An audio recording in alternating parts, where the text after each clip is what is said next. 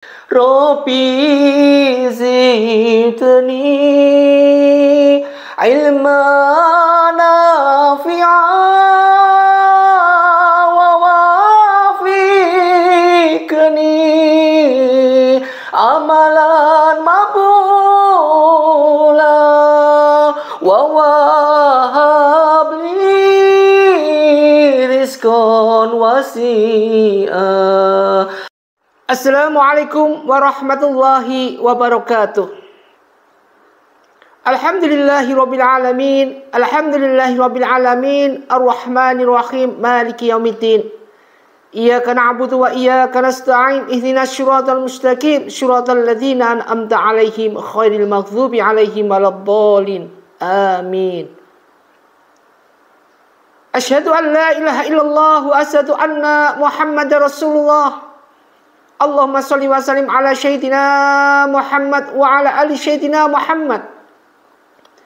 Kama shallaita ala sayyidina Ibrahim wa ala ali sayyidina Ibrahim fil alamin innaka Hamidum Majid. Ma'asyiral muslimin muslimat rahimatun wa dimuliakan Allah Subhanahu wa taala. Pertama kita panjatkan rasa puji syukur kita pada Allah Subhanahu wa taala.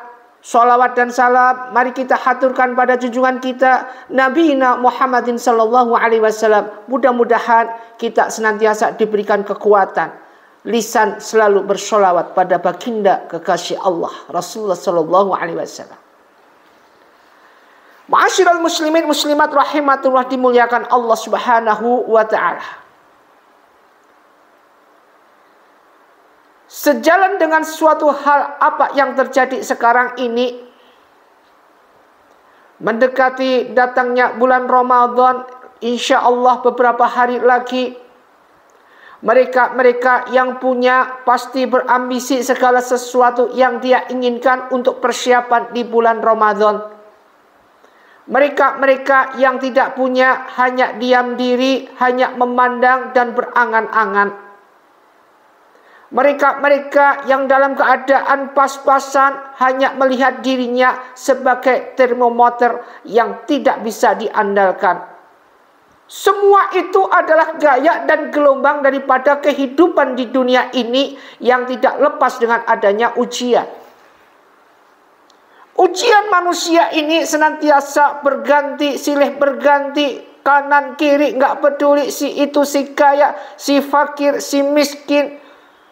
Semua ujiannya berdasarkan masing-masing dan takarannya masing-masing. Dan hanya Allah yang mengerti semua apa yang Allah lakukan ada terbagus dan pasti bisa ada hikmah di balik semua itu. Kalau manusia yang beriman menganggap semua ujian ini ada sesuatu hikmah, ambil hikmahnya semua, maka kita akan bisa mensyukuri nikmat Allah. Waskuru lillahi in kuntum iya ta'budun. Mensyukuri nikmat-nikmat Allah. Benar-benar kita rasa punya bersyukur. Ini suatu hal yang paling bagus. Qanaah kita yang bagus. Semua yang kita lakukan ini sering Uzet katakan dalam suatu dakwah di mana saja, apa yang kita lakukan ini bagus menurut kita belum tentu bagus di mata Allah Subhanahu wa taala. Apa yang kita lakukan khusyuk menurut kita belum tentu khusyuk di mata Allah Subhanahu wa taala. Makanya ketika kita mengatakan bahwa saya sudah nomor satu, bahwa saya sudah paling bagus, ini adalah ciri-ciri suatu hal terjadinya kehancuran pada diri kita. Tahukah kita bagaimana hakikat kaya? Hakikat seorang yang mengalami dirinya kaya, jadi menganggap dirinya kaya itu bukan karena harta berlimpah, bukan. Bukan karena dia punya mobil, bukan. Bukan karena dia punya segala sesuatu yang dia miliki, bisa ke sana, bisa ke sini, biasa umrah kapanpun. Bukan. Orang yang kaya adalah orang disebutkan di dalam suatu hadis Bukhari Muslim ini, yaitu Laisal ghina. Hakikat kaya an kasratil aradi. Itu bukanlah karena banyak harta. Walakinnal ghina, namun hakikat kaya ghina nafsi, adalah kaya hati. Ini hadis riwayat Bukhari Muslim. Jadi repot. Ternyata orang yang kaya ini adalah bukan mereka yang serba kecukupan, bukan. Intinya kecukupan harta, bukan. Ternyata di sini diriwayatkan dari Ibnu Hibban, Rasulullah SAW ini pernah memberikan nasihat kepada Abu Dzar. Jadi Rasulullah memberikan nasihat kepada Abu Dzar. Kalau kita dinasihati, kondisi kita punya iman, kalau orang sekarang merasa dirinya paling ilmunya paling tinggi, dinasihati orang agak mau menerima. Yang terjadi adalah wastakbaru anha, kesombongan yang ada. Merasa diri saya sudah paling paling tinggi, tidak mau saya menerima nasihat dari mereka. Ini Rasulullah memberikan nasihat kepada Abu Dzar. Dipanggillah Abu Dzar ini. Wahai Abu Dzar. Abu Dzar dipanggil, datang ke Rasulullah SAW. Rasulullah itu bertanya kepada Abu Dzar. Abu Dzar, apakah engkau memandang bahwa banyaknya harta itulah yang disebut kaya? Jawaban Abu Dzar, betul ya Rasulullah. Kemudian dilanjutkan lagi dengan pertanyaan kedua, apakah engkau memandang sedikit harta itu adalah fakir? Jawabannya sama. Apa? Betul ya Rasulullah. Rasulullah memberikan nasihat kepada Abu Dzar, yaitu sesungguhnya wahai Abu Dzar, sesungguhnya yang namanya kaya, ghani. Jadi kalau dalam Asmaul Husna itu ada sebutan Zaghoni, ya Ghani, ya Ghani. Ini adalah maha kaya. Yang dimaksud sesungguhnya yang namanya kaya, ghani, adalah kayanya hati. Jadi tidak pernah merasa dirinya cukup. Sedangkan fakir adalah fakirnya hati. Hati selalu tidak pernah merasa puas di dalam segala apa yang Allah berikan kepada kita. Hadis riwayat Ibnu Hibban. Jadi ini yang disebut dimaksud di sini ketika Rasulullah memberikan nasihat kepada Abu Dzar. Intinya adalah yang bisa kita ambil hikmah atau pelajaran di sini. Ternyata orang kaya ini bukan karena harta yang dia miliki, bukan. Ternyata mereka yang merasa dirinya bisa qanaah, mensyukuri nikmat, merasa dirinya sudah cukup apa yang Allah berikan kepada kita. Misalkan kita buka puasa nanti, tidak ada yang kita pakai buka puasa. Adanya cuma nasi, syukuri alhamdulillahirabbil alamin, masih ada nasi, lauk sambal, kita bikin sambal sendiri. Syukuri, mensyukuri nikmat Allah, merasa diri kita cukup. Inilah yang dinamakan wa may yatawakkal 'alallah wa huwa hasbuh. Mereka yang merasa dirinya punya ini, punya itu, bisa buka puasa di restoran apapun dia bisa. Tapi dia tidak qanaah, tidak pernah merasa puas, selalu kekurangan.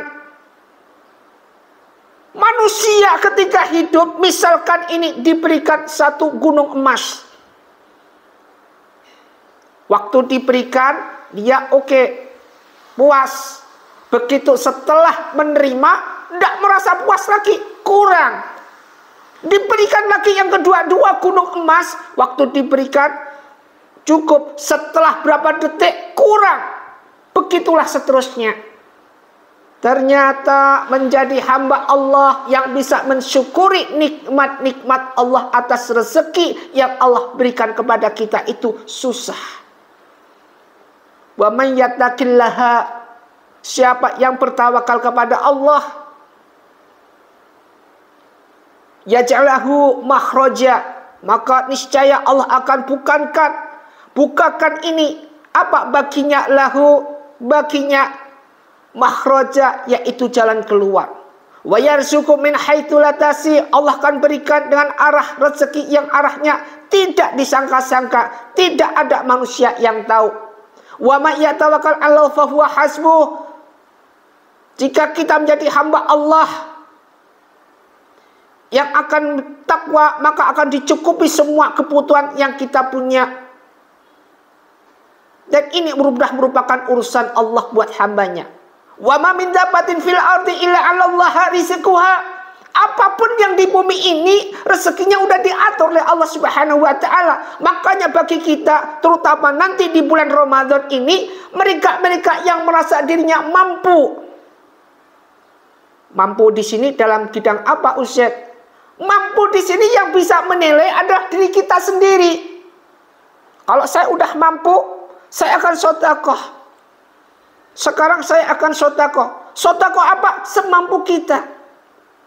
Misalkan bisa memberikan 1 kotak nasi kepada mereka buka puasa, alhamdulillah, bagus daripada yang enggak. Bisa memberikan berbagai macam kotak atau untuk tajil buka puasa, alhamdulillah, bagus daripada mereka yang enggak kebuka hatinya. Mereka yang bisa memberikan buka puasa ataupun apa bentuknya di dalam sedekah, insal rizqa mis sedekati, merekalah hamba-hamba Allah yang kaya. Kaya di mata Allah artinya apa? Cukup puas dengan apa yang dia punya atas Allah berikan amanah kepadanya. Dari sini, ketika bisa mensyukuri nikmat Allah, la azidannakum. La in syakartum la azidannakum. Allah akan tambah rezeki berlimpah-limpah. Satu amanah bisa kita pegang untuk bisa kita bagikan mereka yang nggak punya. Maka amanah Allah akan berikan lebih amanah-amanah lagi. Wa yarzuqu min haitsu la tasih. Percaya bahwa Allah, ya khani, Allah Maha Kaya. Apapun yang ada di bumi ini tidak ada seberapa dibandingkan 2 rakaat qabla subuh. Baru 2 rakaat qabla subuh. Belum lagi yang lainnya. Belum lagi keistimewaan daripada sholat tahajud. Belum lagi segala sesuatu yang berhubungan dengan sholat subuh. Maka ini penting. Ma'asyiral muslimin muslimat rahimatullah, dimuliakan Allah. Dari sini bisa kita ambil hikmah. Belajarlah kita menjadi hamba Allah yang senantiasa merasa diri kita sudah cukup. Segala apa yang Allah berikan pada kita, syukuri dengan rasa syukur dan nikmat. Segala apa yang kita punya, cukup ya Allah. Ketika itu ada rezeki datang, dikirimlah kita, diberikanlah nasi beberapa kotak untuk buka puasa. Apa jawaban kita? Alhamdulillahirabbil alamin. Pada hari ini menjelang buka puasa ada yang ngirim nasi untuk kita untuk buka puasa. Mensyukuri nikmat Allah, alhamdulillah. Beda mereka yang kondisinya dalam keadaan mampu, ketika diberikan nasi kotak, apakah dia sentuh aja? Enggak. Apalagi dimakan. Karena apa? Karena dia mampu. Dia buka puasanya di restoran-restoran, enggak mau menyentuh ini. Artinya apa? Mana yang lebih kaya? Yang tadi orang nggak mampu, yang kita bilang nggak mampu bisa mensyukuri nikmat Allah, atau yang sebaliknya? Yang lebih kaya adalah mereka yang bisa mensyukuri nikmat Allah. Bisa mensyukuri nikmat fitriyah, nikmat ikhtiariyah. Apa yang nikmat ikhtiariyah? Apa yang kita punya ketika kita berusaha, ketika kita keluar dari rumah suami, keluar dari rumah mencari nafkah buat anak dan istri. Ini adalah nikmat ikhtiariyah. Nikmat alamah, nikmat yang ada di alam, yang kita bisa ambil air, api, segala angin yang bermanfaat buat kita. Keempat adalah nikmat diniyah, yaitu nikmat agama. Seperti kita sholat, apalagi di bulan Ramadan, adanya sholat tarawih dan segalanya. Kita nikmati dengan amal ibadah semua. Kemudian nikmat ukhrawiyah, nikmat akhirat. Kita mohon pada Allah, ya Allah, jauhkanlah kami dari segala fitnah kubur, fitnah akhirat, fitnah dajjal, dan fitnah Ya'juj dan Ma'juj. Masyarakat muslimin muslimat rahimatullah dimuliakan Allah. Marilah kita pelajari hikmah ini. Hikayat, hakikat daripada kaya adalah kaya hati. Ternyata hati yang kaya adalah ketika kita bisa mensyukuri nikmat-nikmat Allah. Wa may yatawakkal 'alallah fahuwa hasbuh. Semoga bermanfaat. Usikum wa nafsi bittaqwallah. Wabillahi taufiq wal hidayah. Wassalamualaikum warahmatullahi wabarakatuh.